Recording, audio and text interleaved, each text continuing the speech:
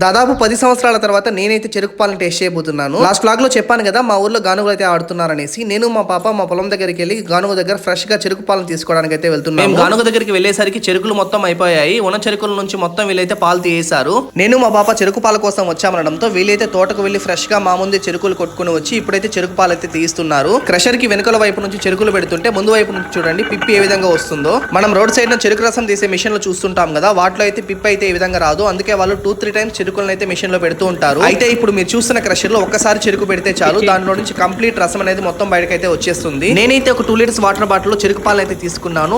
Next blog లో మా పల్లెటూరు స్పెషల్ చెరుకు పాల పొంగల్ ఏ విధంగా చేస్తామో చూపిస్తాను. చెరుకుని క్రష్ చేసిన తర్వాత వచ్చిన పిప్పిని మొత్తం ఈ విధంగా ఒక నిచ్చెనలో వేసుకుని ఇక్కడే ఎండబెడతారు. ఈ చెరుకు పిప్పితోనే వీళ్ళైతే ఈ చెరుకు పాలను మరిగించి బెల్లం అయితే చేస్తారు.